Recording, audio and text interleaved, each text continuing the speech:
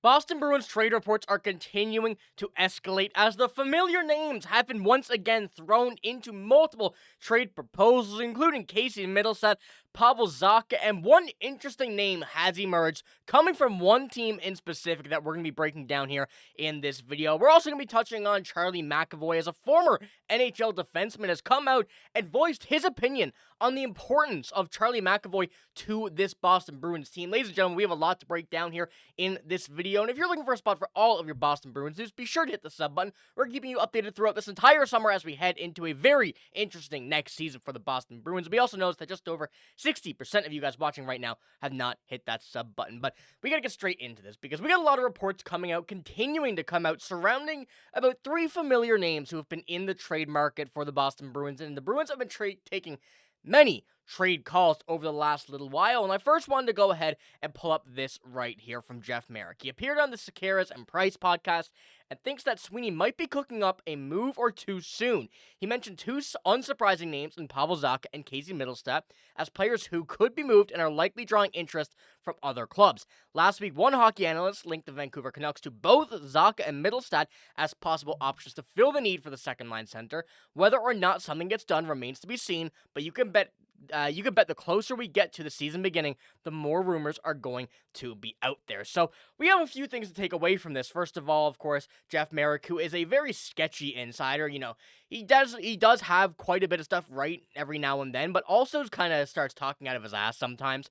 But coming on here and talking about Pavel Zacha and Casey Mittelstadt, thinking that there is one or two moves being made, is not something new, but definitely something reassuring seeing from another insider. And the fact that we've already seen this from multiple different people and adding Jeff Merrick to this, and at this point now, I think, in my opinion at least, is just more of a confirmation that there are indeed several trade calls going down for both of these players. Now, the second half of this, regarding the Vancouver Canucks, is another very interesting side of things here, because when you do take a look at the Canucks being linked to both, and you go and take a look at what the Bruins' lines currently are, if you trade Zacha and Mittelstadt to, any team, but in this case, the Vancouver Canucks, you're really getting rid of your entire second line, because Victor Arvidsson, just getting here, still don't know if he will start on the second line. I feel like the closer we get now, and the more, still we see on the offensive side of things regarding moves, the more I think Victor Arvidsson will start there. But getting rid of both of these players, regardless, let alone one, would cause a major issue for this Bruins second line for a team that, are in the middle of a rebuild. Now, are we going to be going this season to go back to wins? Is this season going to be another mediocre one? I still think that this team right now can absolutely have the success on the offensive side of the puck and the defensive side if everybody remains healthy. The playoffs may be a little bit of a stretch, but the fact that I think they can get close to the playoffs is obviously a big thing regardless. So seeing you get rid of pretty much your entire second line for whoever it is on the Vancouver Canucks, they don't really have any players in return that would be suitable for this Bruins second line. And the fact that they're trying to go and acquire both of these players, to me at least, also means that they're trying to get ready to get to a deeper playoff run. And that means they wouldn't be giving up any NHL-ready players, which the Bruins would need in return. So this is a move that the Bruins would be in on a bit of an interesting decision where they will decide to kind of forfeit the season nearly or come out here and try and get something in return. Now, when we do go take a look at the Vancouver Canucks offensive lines here, there's really not anybody that interests me too much here. And you go ahead and take a look at their top two lines. You have Niels Hoglander, Elias Pettersson, Brock Besser, Jake DeBrusk, Philip Hedl, and Vander Kane. Going on, they're trying to add to that second line. So whether that means moving Philip Hedl down or getting him out of Vancouver is really uncertain. And I want to see if any Vancouver fans watching this video right now know what your plan is, because I've tried to do my research, but I'm not in tune. I don't have my ear to the ground with the Vancouver Canucks. So what would be your guys' kind of return for both of these two? Would it be picks? Would it be someone else?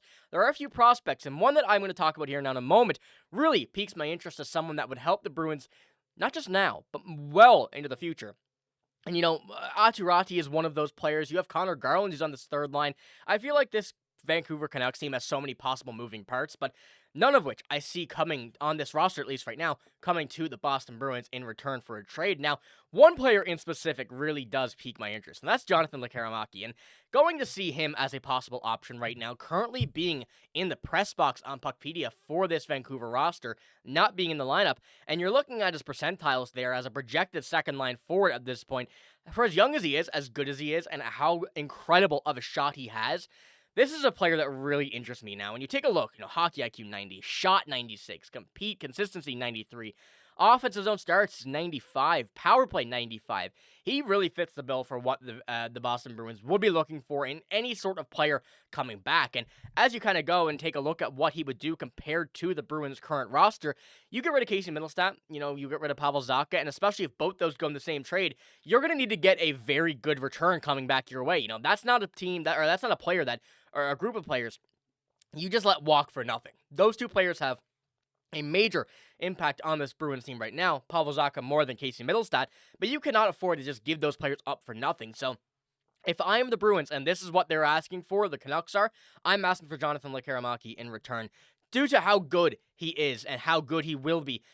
From what we've seen thus far from the World Juniors, from his short tenure with the Canucks, the Abbotsford Canucks, he is a player that really fits the bill for the Boston Bruins if you're looking for the future of this team. So I want to know what you guys think here in the comments below as well, kind of going into how you think this Bruins team would really kind of change with the two trades regarding Casey Mittelstadt and Pavel Zacha that are being reported right now, and especially where the Canucks are looking at both of those players. And being on the same importance of next season, we have a quote coming up from a former NHL defenseman based off of what's going on right now with Charlie McAvoy, and this is who and what he had to say. Thomas Hickey, the former NHL defenseman, you talk about the importance of a hockey team. The Bruins go as he goes, and that's what Thomas Hickey said on the NHL Network about Charlie McAvoy, saying he's got some snarl, he's got some edge, he's a big guy, he's strong, but what stands out most to me when I watch him play is the confidence. He exudes it all over the ice. And this is a pretty kind of big note coming out here. Of course, Thomas Hickey,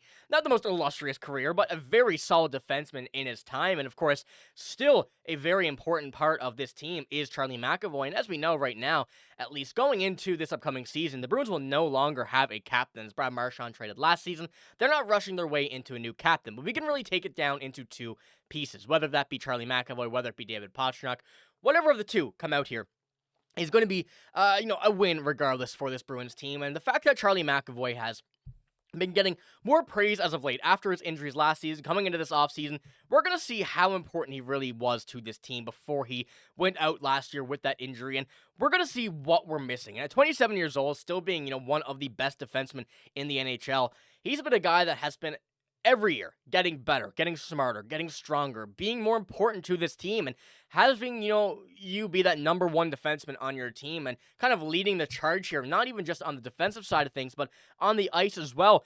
You get to see that similarity between him and David Pastrnak in that instance, and especially going over the seasons, you see every year he's really gotten better. And of course, 23, 24, and 24, 25. The point total dropped a bit last year was due to injury, but over the games that he's played, has missed a few to injury for quite pretty much every season, actually.